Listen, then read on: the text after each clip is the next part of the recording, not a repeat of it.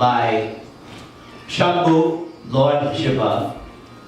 He's speaking to his wife, and he's explaining how he chants the name Ram.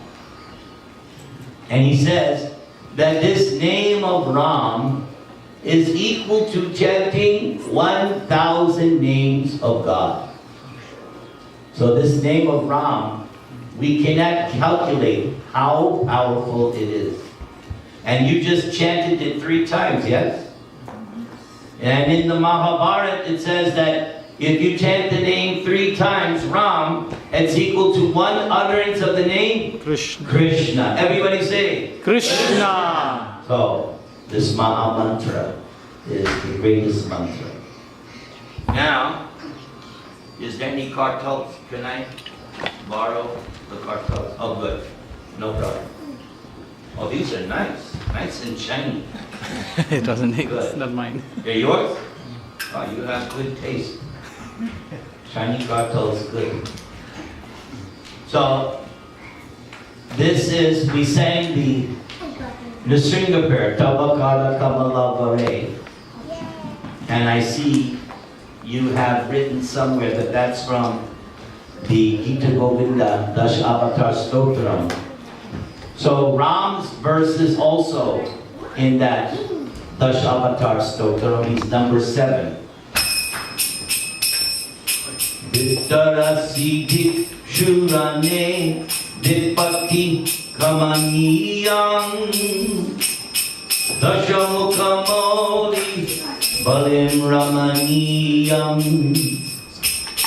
Keshavadrita Ramashatira Jagagadisha Hare Jagagadisha Hare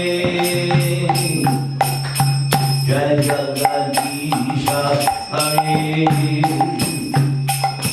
Keshavadrita Rama Sharira Jai Jagadisha Hare Jai Jagadisha Hare Jai Jagadisha Hare. One more time. Keshavadrita Rama Sharira Jai Jagadisha Hare Jai Jagadisha Hare Jai Jagadisha Hare. O Keshava, O Lord of the universe, O Lord Hari, you have assumed the form of Ramachandra. All glories to you. In the battle of Lanka, you destroyed the 10-headed demon Ravana and distributed his heads as a delightful offering to the presiding deities of the 10 directions headed by Indra. This action was long desired by all of them who were much harassed by this monster.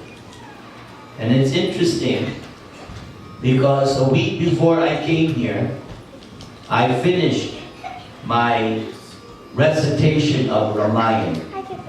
For the past 3 years, I've been making recordings, audio recordings of the Ramayana. So the week before I got here, I finished. And so the battle scenes are still fresh in my mind. And I know at one point, Ram was shooting arrows at Ravan's heads, and he would destroy them, but then they would pop back up. And then, who was it that told him the secret? Was it Vibhishan? Vibhishan. Yeah. Oh, you guys know your Ramayana. Maybe we should have a quiz. Vibhishan told them that he had in his heart some nectar.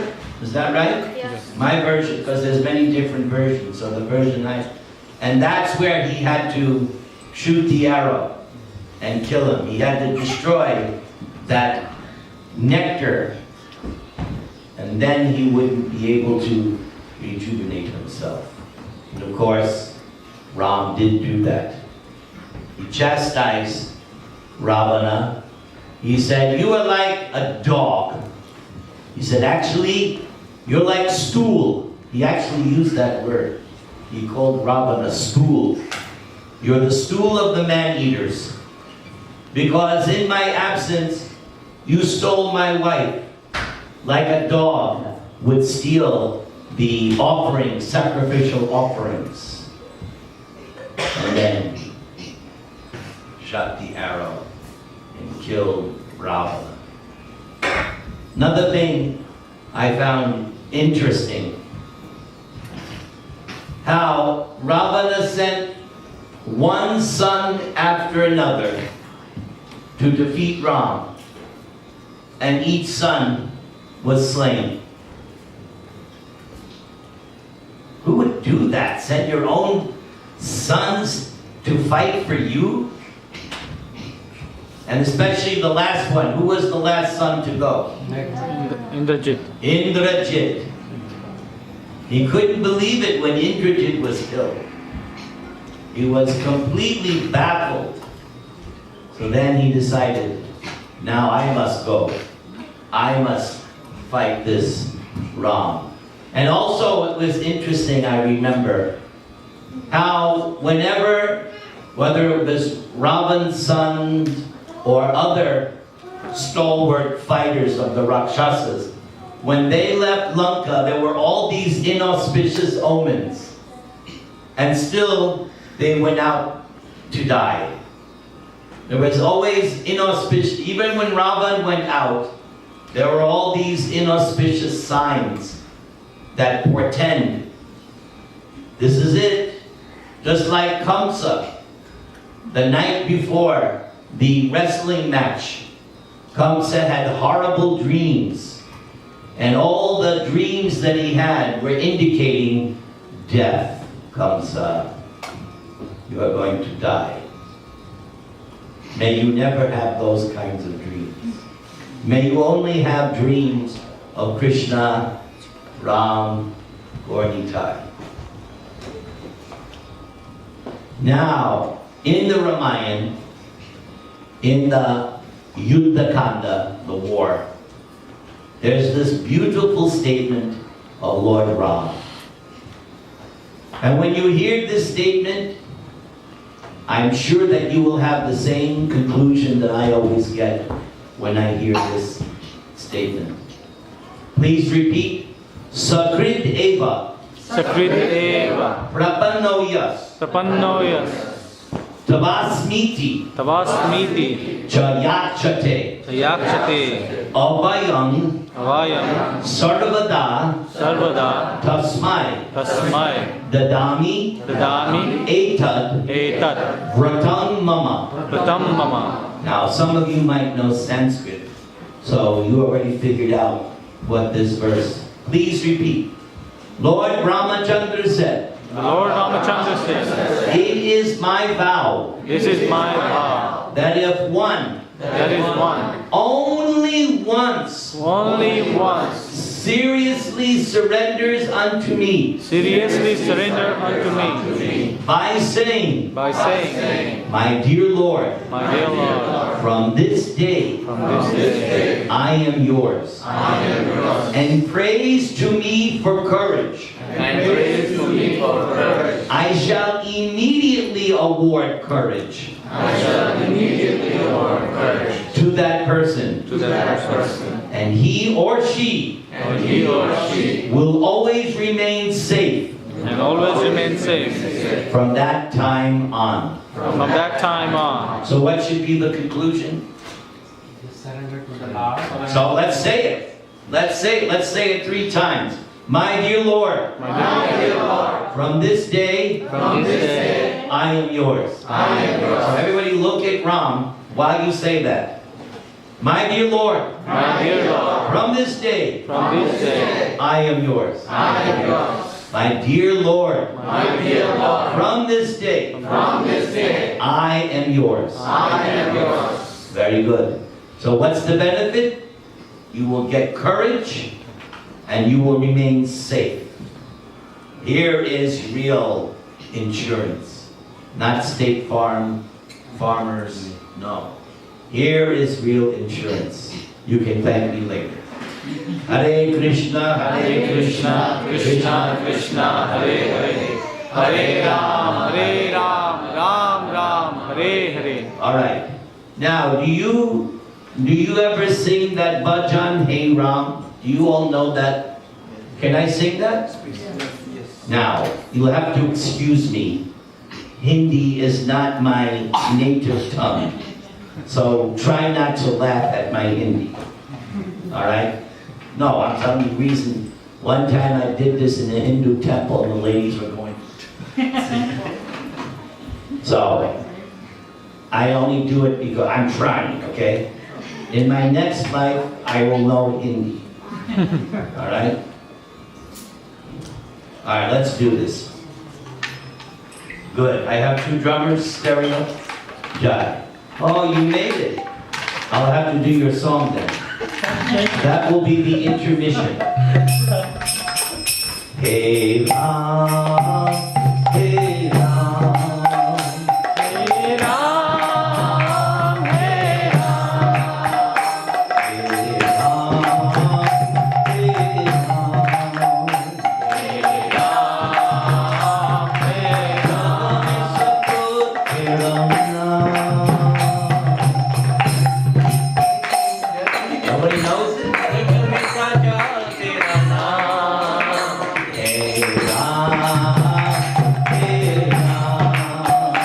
Hey Ram, hey Ram. Now don't do it the way the guy does it on the record. Do it my way. Okay? I do it simple. Tui Mata, Tui Pitade. Turi Mata, Turi Pita hai. Tui Mata, Tui Pitade. Turi Mata, Turi Pita hai. Tui ko hai Radha ka Shyam. Turi to hai Radha Shyam. Hey Ram, hey Ram.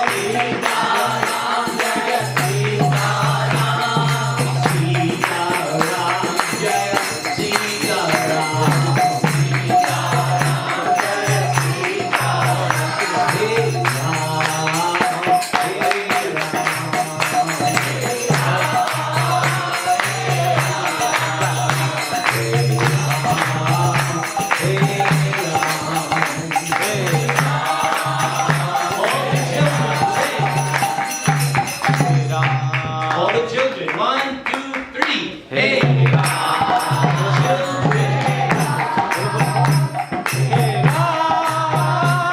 hey Ram. more children.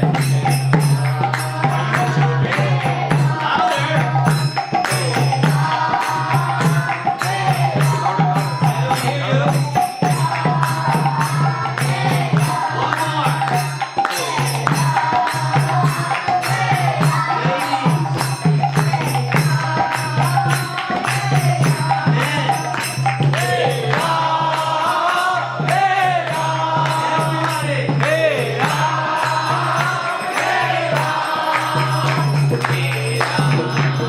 One more.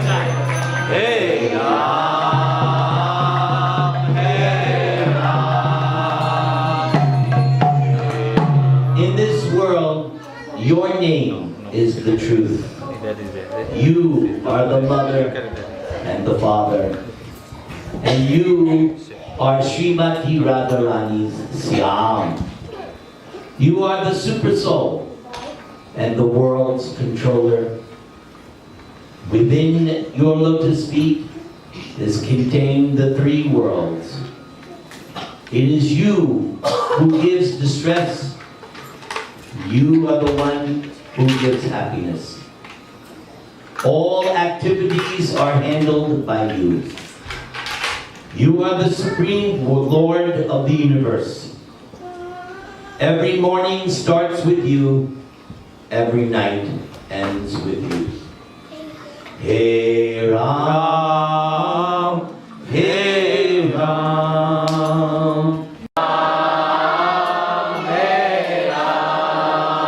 All right, so that's part one. We have 3 parts. So now, we're going to understand Lord Ram by hearing from his greatest devotee servant. Who's that? Hanuman. This is called the Hanuman Stotra. It is found in the 5th canto of the Srimad Bhagavatam. And what Hanuman says in 7 slokas is very, very nice. Shukadeva Goswami says, my dear king. So who is the king he's talking to? Parikshit. Yes, Parikshit. In Kim Purusha Varsha, the great devotee Hanuman is always engaged with the inhabitants of that land in devotional service to Lord Ramachandra, who is the elder brother of Lakshman and dear husband of Sita Maharani. a host of Gandharvas is always engaged in chanting the glories of Lord Ramachandra, for that chanting is always extremely auspicious. Hanumanji and the chief person in Kim Purusha Varsha, known as Ashtashena, constantly hear those glories with complete attention. That's key. When we're chanting, when we're praying, when we're reading, it should be with rapt attention. Hanuman chants the following mantras. I'm only doing the English, not the Sanskrit. Let me please my lordship by chanting the bead mantra Omkar. So let's do that. Everybody get like a yogi, okay? And we'll chant Om. See how long we can hold it. I'm not very good at this, so I'm sure you'll beat me. Are you ready? 1, 2, 3.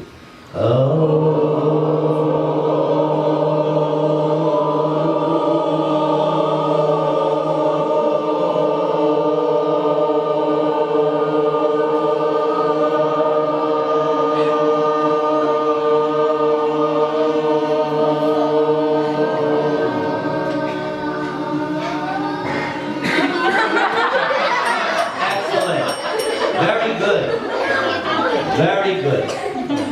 Don't you feel transcendental right now? So nice. I wish to offer my respectful obeisances unto the personality of Godhead, who is the best among the most highly elevated personalities. So that was Lord Ram. You cannot find a better person. Your Lordship is the reservoir of all good qualities of Aryans, people who are advanced. Prabhupada explains Aryan in the 2nd chapter of Bhagavad Gita, because Krishna said to Arjuna, Anarya Jushtam, you are not behaving like an Aryan. An Aryan is somebody who knows the value of life.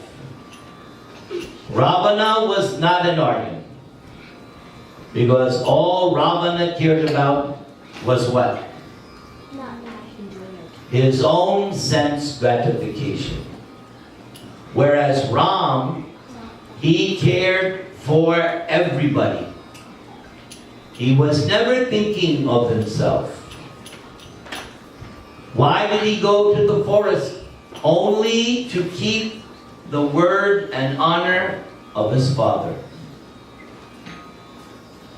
Ram had no attraction.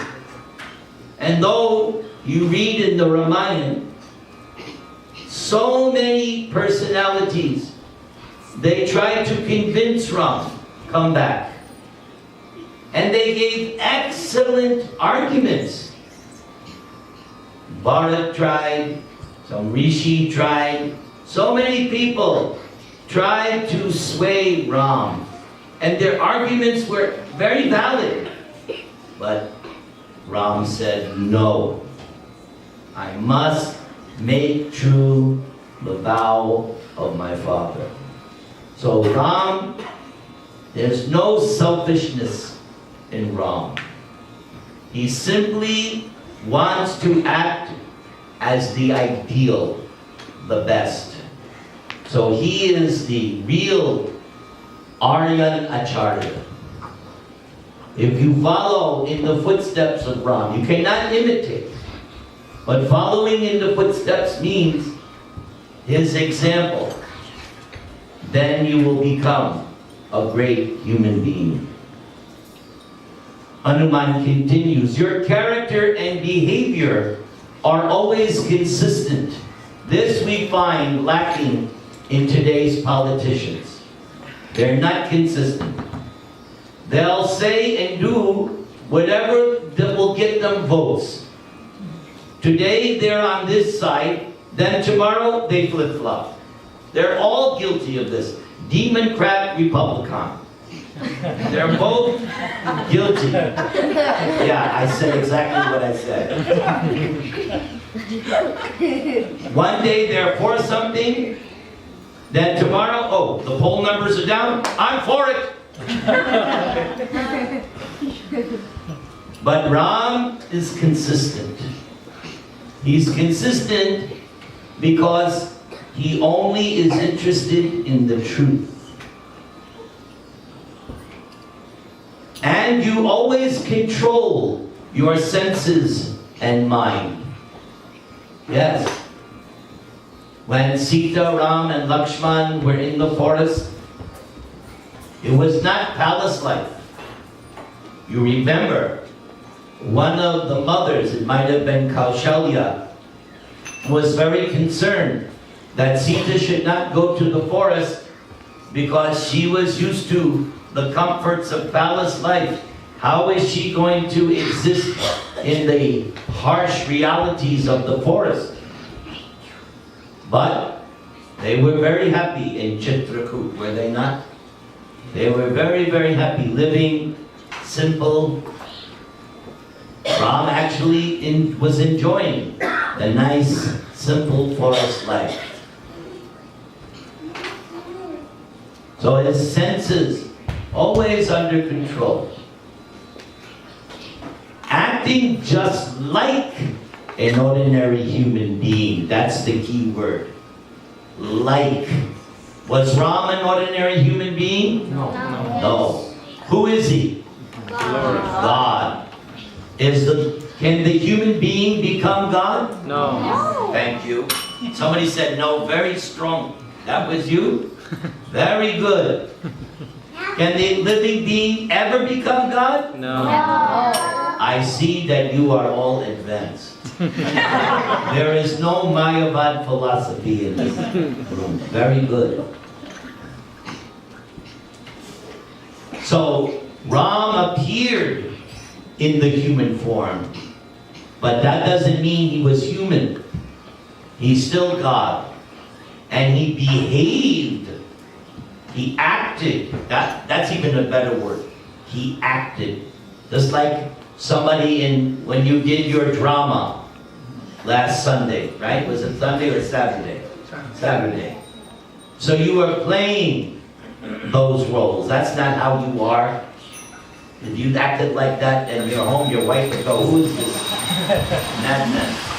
See, Skorni Jai Ki Jai, Sitaram Lakshman Hanuman Ki Jai, Nath Ji Gopal Ji Ki Jai, Bhakta Prahlad Nrsimha Bhagavan Ki Jai. Yes, you were acting. So same way. Sita is actually Lakshmi Ji. And she's acting in this role as Sita. Acting just like an ordinary human being, you exhibit exemplary character to teach others how to behave. That is what we call Acharya. An Acharya is one who teaches others by their example. That was Prabhupada. Everything Prabhupada asked us, his disciples, to do, he himself was doing. Getting up early, chanting 60 rounds, worshiping the deity, preaching, cooking, cleaning, all the things he asked us to do, he was the one who taught us. In the beginning, actually, Prabhupada showed the first devotee women how to wear sari. He was teaching everything. How to clean, how to cook, how to do it. Us Malachani governors didn't know anything. Prabhupada was so compassionate. He taught us everything by his example. There is a touchstone that can be used to examine the quality of gold. But you are like a touchstone that can verify all good qualities. In other words, if you want to judge someone, use Ram as the standard. How does such a person stack up character-wise with Ram? Do they follow in that same line? Truth, integrity, honesty, austerity. Do they have those qualities? You are worshipped by Brahmins, who are the foremost of all devotees. You are the supreme person and the king of kings.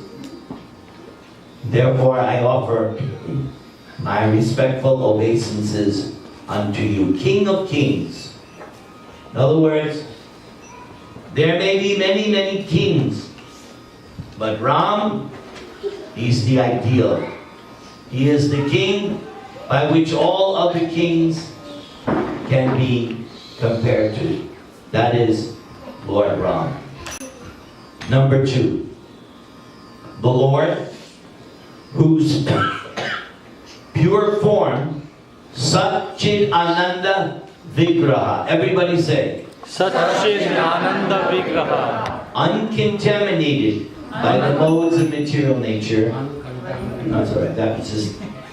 That's good. That means I have your attention. Very good. Very good. Can be perceived by pure consciousness. Yes. People sometimes ask, can you show me God? I will believe in God when He shows Himself to me. But the answer is, so you will believe in God when He reveals Himself to you. So now the question is, are you prepared to live the life which will reveal God to you. It's not that God is going to show up on your cell phone with a selfie. God is not going to appear on the late night television show or at the halftime of the Super Bowl, Stupid Bowl. No. God appears on His terms. That's like, you can't say it. All right, I will vote for Hillary Clinton, but she has to come to my house and take her shot. Sorry. So, for God to be realized, you have to be willing to take the process by which that can happen. And He reveals that to you through the teachings of Ram. In the Bhagavad Gita, it's very clear. So here it says, can be perceived by pure consciousness. So that's why Lord Chaitanya's first instruction, Cheto Dharpana Marjanam, cleanse the consciousness. Then you can see God, not otherwise. He is described in the Vedanta as being one without a second. That's another definition of God. God cannot be two. God is one. Yes, there are many manifestations, incarnations of God, but they're all one. For instance, once when Ram was in the Dandaka forest, some rishis, sages approached him. They were highly self-realized. And they approached Ram saying, we know who you are. We want to experience Madhurya Ras with you. But Ram said, in this incarnation I have taken a vow. Eka Patni Vrat. One wife. Krishna had how many? 16,108 only. Renunciation. But Ram said, in this incarnation, I've taken a vow, one wife. Then he said, when I come again, then your desire will be fulfilled. So those sages that approached him, they were promoted during the Krishna Leela and appeared as gopis. And they were promoted to that status of enjoying Madhurya Ras with Krishna. During the night of the Rasa dance, there were 3 different groups of gopis. One of them were these sages who approached Ram in the forest. So Ram and Krishna are one. God is not two, He's one. Just as Nisringa is God. We celebrated last Saturday. So He is also one God. So don't let these Westerners out here, they misunderstand and they think, oh, you Hindus, you are polytheistic. No. Don't let them say that. You're not polytheistic. You're monotheistic, you believe in one God. Yes. Because of His spiritual potency, He is untouched by the contamination of material nature. Yes. To think that God, when He comes to earth, becomes contaminated by the material nature, that's atheism.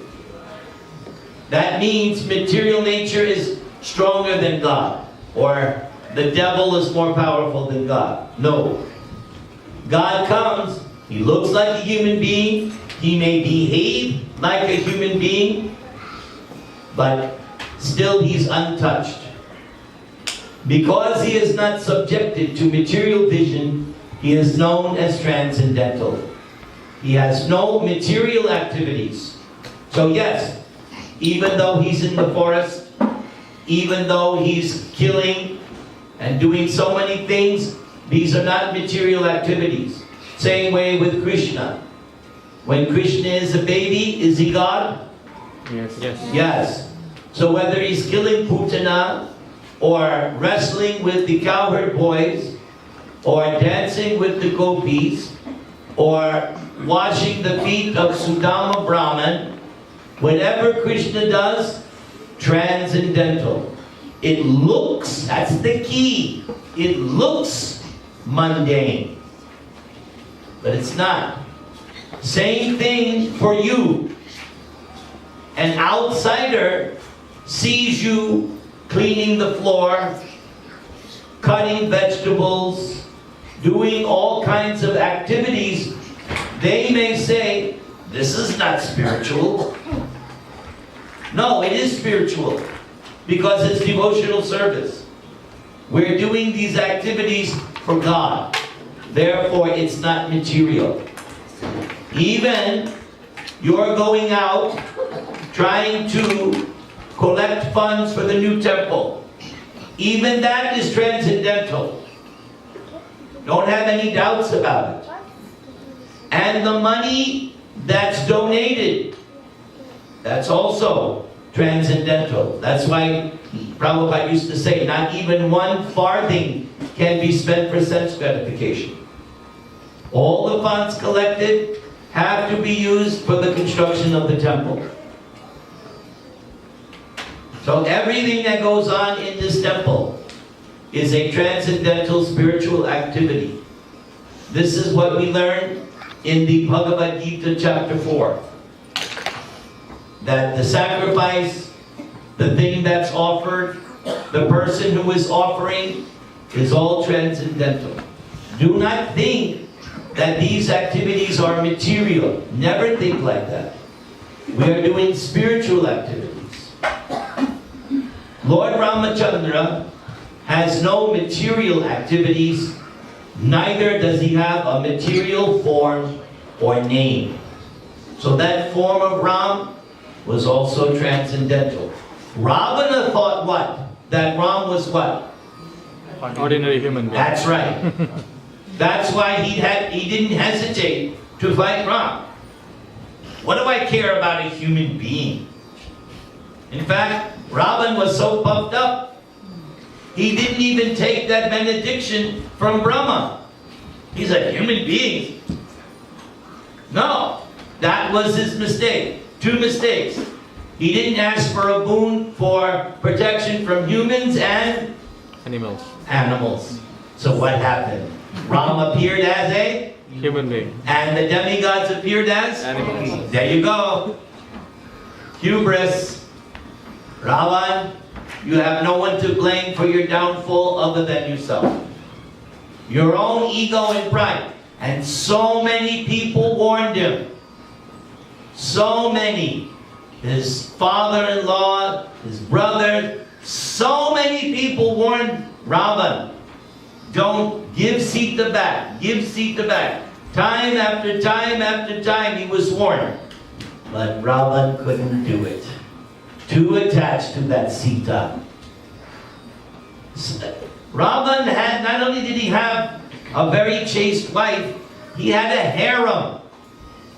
He was enjoying every night different women. But he had to have Sita. Because Shurpanaka, what did she say? Oh, this Sita. You have never seen anyone like this. So his lust became like a fire that consumed him. Yes, I will carry off this consort of an insignificant man. Silly Ravan.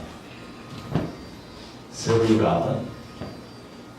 Would have been fine. He had his kingdom, he had his benediction, but that's the problem with lust. It is never satisfied, burns like fire. That's why the scriptures, Bhagavad Gita and others tell us, control the senses. Control lust. Otherwise, it gets out of hand, you're finished. Only in pure consciousness, Krishna consciousness, can one perceive the transcendental form of the Lord. Let us be firmly fixed at the lotus feet of Lord Ramachandra, and let us offer our respectful obeisances unto those transcendental lotus feet. Sri Ram Bhagavan.